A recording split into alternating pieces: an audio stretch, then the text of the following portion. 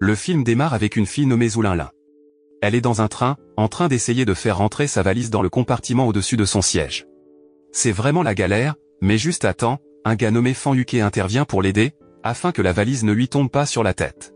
Maintenant, revenons un peu en arrière dans le temps. Il y a cette petite fille, et elle est toute contrariée parce que quelques garçons méchants l'embêtent. C'est alors que Linlin arrive pour sauver la situation. Elle est comme une super-héroïne, se dressant face à ces brutes et s'assurant que la petite fille va bien. Même si elle est jeune, tout le monde sait que Linlin est une fille courageuse et joyeuse qui est toujours là pour donner un coup de main. Quelques années plus tard, Linlin est devenue lycéenne. Elle a une petite habitude de s'endormir en classe. Un jour, son professeur la remarque et décide de la réveiller avec une question. Mais Linlin n'a aucune idée de ce dont parle le professeur. Donc, quand elle répond complètement à côté, ses camarades de classe ne peuvent s'empêcher d'éclater de rire. Après l'école, Linlin adore traîner avec ses potes à la plage plutôt que de se plonger dans les livres. Sa mère, Wang Yue, est toujours sur son dos à propos des études. Elle compare toujours Linlin à un certain Yuke, qui a le même âge et est connu comme un vrai génie parce qu'il réussit tous ses examens à l'école de Linlin. Même si tout le monde vante l'intelligence de Yuke, Linlin le trouve un peu geek qui ne socialise pas beaucoup. Mais Wang Yue pense toujours que Yuke est le meilleur et veut que Linlin suive sa routine d'études. Elle dit même à Linlin de continuer à étudier tant que la lumière de la chambre de Yuke est allumée. Alors, Linlin décide de suivre le plan de sa mère. Elle découvre alors que Yuke étudie tard dans la nuit, et cela l'agace vraiment. Alors, elle a cette idée sournoise de le mettre en relation avec Rutigne, une fille super populaire dans leur école. Cette nuit-là, Linlin commence à écrire 2 fausses lettres d'amour, une pour Yuke et une pour Rutigne. Elle espère que cela les fera croire qu'ils ont des admirateurs secrets. Le lendemain à l'école, Linlin commence à envoyer ses lettres. Avant que vous ne le sachiez, des rumeurs commencent à circuler selon lesquelles Yuke et Rutigne sont en couple. Linlin en est plutôt contente car elle espère que Yuke va se détendre un peu sur les études maintenant qu'il a le béguin. À mesure que Yuke se rapproche de Rutigne, il commence à éteindre sa lumière de chambre plus tôt, ce qui soulage grandement Linlin. Elle n'a plus besoin de veiller tard pour étudier, et sa mère cesse de la harceler à ce sujet. Mais les bons moments ne durent pas. Après quelques jours où Yuke éteint régulièrement sa lumière de chambre tôt, Linlin retourne à ses séances d'études tardives. Ensuite, elle apprend à l'école que Rutigne a été transférée dans une autre école. Linlin suppose que Yuke doit être dévasté, c'est pourquoi il est de retour à ses longues nuits d'études. Alors, elle se sent obligée de faire de même, tout comme sa mère le lui avait dit. Jour après jour, Linlin commença à copier la routine d'études de Yuke, et cela la transforma complètement. Elle était autrefois cette fille paresseuse dont la mère gérait une supérette, mais maintenant, elle était en route pour entrer dans la meilleure université, tout comme Yuke. Ils ont même tous les deux été acceptés dans le département de sciences animales, ce qui était un grand accomplissement. Tout le monde dans leur village était super fier d'eux. Un peu plus tard, ils ont pris le train ensemble pour se rendre à l'université. En chemin, Linlin ne pouvait pas s'arrêter de parler de tout, en particulier de sa surprise d'avoir été accepté dans le prestigieux département de sciences animales. Quand ils sont arrivés sur le campus, Linlin était tellement excité qu'elle faillit trébucher sur un gars nommé 11e Xiao11 du département de biologie. Ils se sont présentés, et quand Xiao11 a vu à quel point Linlin et Yuke étaient proches, il a pensé qu'ils étaient en couple. Linlin l'a rapidement corrigé en disant qu'ils étaient juste voisins. Mais ensuite, Xiao11 a décidé de tenter sa chance et de flirter avec elle, en envisageant de l'inviter à sortir. Après avoir discuté avec Xiao11, Linlin est retourné dans sa chambre et a fait connaissance avec sa colocataire. Elle lui a même offert un petit cadeau régional. Ensuite, elle a demandé à un autre camarade de chambre, Shu Jie, de la rejoindre pour explorer le campus ultramoderne. Peu de temps après, Linlin est tombé sur Yuke alors qu'elle prenait ses livres de cours.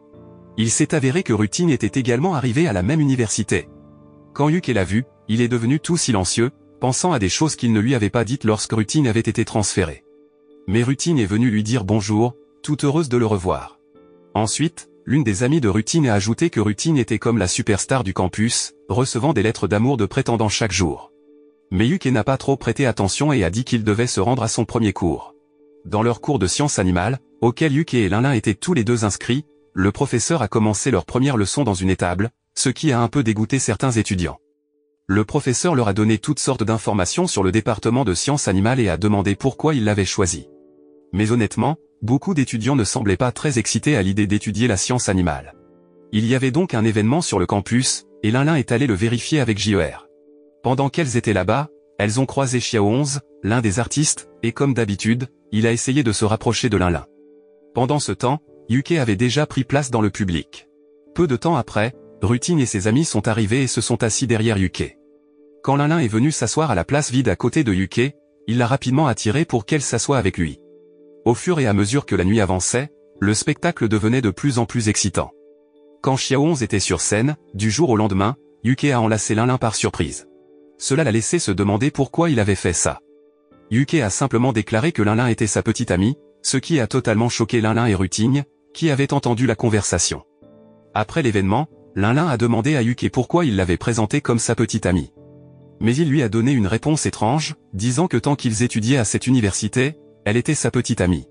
De retour dans la chambre, Lin ne pouvait pas arrêter de penser au comportement de Yuke et se posait des questions sur sa relation avec Ruting. Elle a donc demandé à sa camarade de chambre, qui connaissait Ruting de l'école, si Ruting avait déjà mentionné Yuke.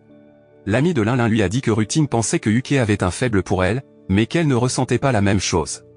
Cette réponse est restée dans l'esprit de Lin, et elle a même rêvé que l'amour de Yuke était rejeté par Ruting.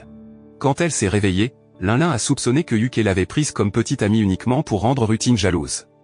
Le lendemain sur le campus, Xiaohong est venu parler à Lin, qui était assise sur les marches. Il voulait savoir si la rumeur selon laquelle elle sortait avec Yuke était vraie. Lin a expliqué que c'était juste une blague parce qu'elle et Yuke se connaissaient depuis qu'ils étaient petits. Xiaohong s'est senti soulagé et a dit qu'il serait triste si elle et Yuke étaient vraiment en couple. Un peu plus tard, Lin a croisé Ruting et lui a dit que Yuke l'aimait vraiment. Ruting est devenue silencieuse, puis elle a invité Lin et Yuke à sa fête d'anniversaire la semaine suivante. Après les cours, Lin a demandé à Yuke d'aller à la fête d'anniversaire de Ruting avec elle. Il a accepté, et ils sont allés faire du shopping pour acheter de nouveaux vêtements pour qu'il ait l'air moins ringard. Alors qu'ils rentraient chez eux et s'apprêtaient à traverser la route, un motocycliste en excès de vitesse nommé Yanons a failli renverser un homme traversant la rue. Yuke s'est précipité pour aider l'homme, tandis que Lin a crié après Yanons, qui essayait de s'échapper. Lin n'a pas reculé et l'a poursuivi dans une impasse, le piégeant. Yanons a essayé de faire demi-tour avec sa moto et de contourner Lin, mais elle s'est écartée juste à temps et lui a jeté son sac, le faisant tomber. Avec l'aide de Lin, la police a réussi à emmener Yanons au poste de police. Étrangement, il n'était pas très content. Le père de Yanons est arrivé pour le récupérer, et c'est alors que Lin a dit à Yanons de s'excuser auprès de l'homme qui l'avait renversé. Mais Yanons a refusé, ce qui a vraiment énervé Lin. Elle a crié après le père de Yanons, se demandant si son fils n'avait jamais appris la politesse. Le père de Yanons est resté silencieux, a regardé Lin, puis a emmené son fils et est parti du poste de police. Une fois que tout a été réglé au poste de police, Lin et Yuke sont rentrés chez eux. Mais quand ils sont arrivés dans leur dortoir, il était fermé à clé car ils étaient rentrés tard. Alors, Yuke a invité Lin à rester chez son frère aîné, qui avait une maison vide. Cette nuit-là, Lin a demandé à Yuke pourquoi il portait toujours un stylo rouge avec lui, et tout ce qu'il a dit, c'est qu'il avait ses raisons pour cela. Le lendemain, il y avait une conférence commune pour les cours de biologie et de sciences animales, et Lin y a vu une occasion de rapprocher Yuke et Ruting. Mais lorsque le professeur est entré, Lin a été choqué de réaliser qu'il était le père du gars qu'elle avait réprimandé la veille au soir. Le professeur Wang, semblait reconnaître Lin et lui a recommandé de ne pas faire de bêtises dans sa classe. À la fin de la conférence, le professeur Wang a assigné un projet de recherche sur les lapins, ce qui a contrarié les étudiants en sciences animales car ils pensaient que c'était une corvée. Mais Lin était tout enthousiaste à ce sujet, et ses camarades de classe lui ont demandé de s'occuper de leur lapin d'expérience. Lin a accepté avec joie, tandis que Yuke, qui avait des problèmes avec la fourrure animale, a eu du mal avec la recherche. Lin a essayé de le réconforter et de le motiver. Donc, cette nuit-là, dans le dortoir, Lin a appris de sa colocataire que Ruting organisait une fête dansante semi-formelle pour son anniversaire à venir. Lin a pris les devants et a demandé à Yuke de s'entraîner à danser avec elle jusqu'à tard dans la nuit. Ils semblaient passer un bon moment, en plaisantant tout en pratiquant leurs pas de danse. Quelques jours plus tard, la fête d'anniversaire de Ruting a finalement eu lieu, tout en élégance, avec tout le monde en robe et costume. Mais Lin a décidé d'y aller décontracté, ce qui a surpris Ruting. Lin essayait toujours de jouer les entremetteuses et a convaincu Ruting de danser avec Yuke. À mesure que la fête s'animait, tout le monde était émerveillé de voir Yuke se transformer en un beau gosse, tout comme Ruting. Elle lui a demandé de danser, mais il a refusé et a choisi de danser avec Lin à la place. Cela l'a laissé se demander pourquoi il l'avait choisi comme partenaire de danse. Plus tard dans la soirée, Lin a un peu trop bu et ne s'arrêtait pas de parler, pensant que Yuke plaisantait simplement. Mais ensuite, de nulle part, il l'a embrassée, ce qui a choqué tout le monde à la fête. Le lendemain, Lin ne pouvait pas s'empêcher de penser à se baiser avec Yuke lors de la fête de Ruting. Elle n'en revenait pas qu'il ait eu le culot de l'embrasser, et elle a réalisé que c'était son premier baiser, ce qui l'a mise en colère. Ruting lui a dit que Yuke l'avait fait par frustration, ce qui a vraiment touché Lin. Elle avait l'impression que sa fierté avait été écrasée par Yuke, alors elle est allée le confronter pour lui exprimer sa colère. Mais il n'a pas réagi beaucoup à ses reproches et s'est simplement éloigné. Lin-Lin a essayé de se convaincre qu'il n'y avait rien de spécial entre eux, alors elle a décidé d'être plus agressive et lui a même demandé de lui acheter des choses en guise de vengeance. Lin-Lin avait ce plan, vous savez, de traiter Yuke injustement et de le faire s'éloigner d'elle. Mais devinez quoi? Cela a totalement échoué car cela les a rapprochés encore plus. D'un autre côté, Rutine est devenue jalouse en voyant Yuke et Lin-Lin devenir complices. Alors, elle a essayé de se rapprocher de lui en faisant semblant d'être amie avec Lin-Lin. Même si Lin-Lin a remarqué que Rutine traitait Yuke spécialement chaque fois qu'ils traînaient ensemble, il n'y avait pas grand-chose qu'elle pouvait faire. Elle a décidé de garder sa jalousie sous contrôle en restant occupée à s'occuper de ses lapins de recherche. Puis, un jour, alors que Lin-Lin vérifiait ses lapins d'expérience, elle en a trouvé un en train de mourir empoisonné. Elle a appelé Yuke à l'aide, et il est venu en courant, même s'il devait affronter sa peur des animaux. Lin-Lin l'a remercié d'avoir sauvé son lapin. Dans une autre situation, dans les toilettes du campus, les amis de Rutine lui ont demandé des informations sur son amitié avec Lin-Lin, mais Rutine a refusé d'admettre qu'elles étaient amies. Elle a dit qu'elle traînait simplement avec Lin-Lin pour s'amuser. Surprise, surprise, Lin-Lin était dans l'une des cabines des toilettes et a entendu toute la conversation. Elle a été très déçue du comportement de Rutine et l'a accusé de jouer avec ses sentiments.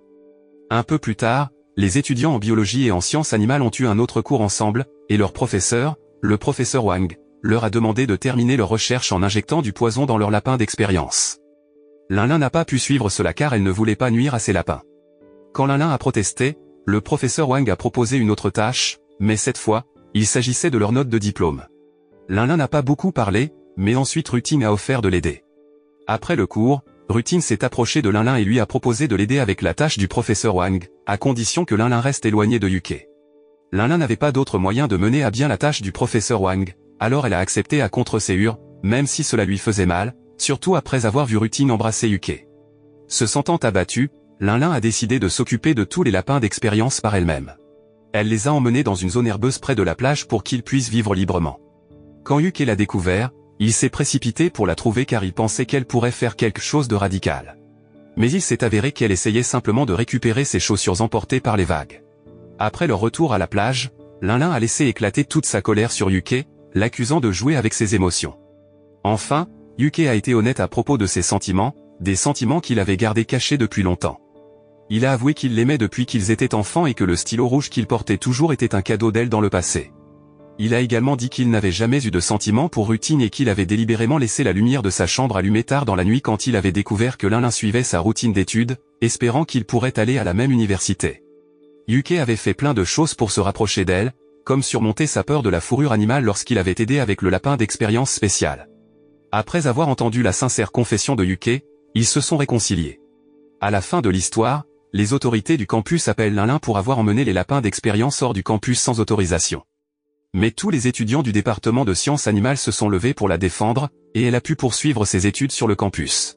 Donc, la morale de l'histoire, c'est de ne jamais essayer de mettre en place votre voisin avec un coup de cœur juste pour éviter d'étudier, vous pourriez finir par tomber accidentellement amoureux d'eux et surmonter votre peur de la fourrure animale dans le processus.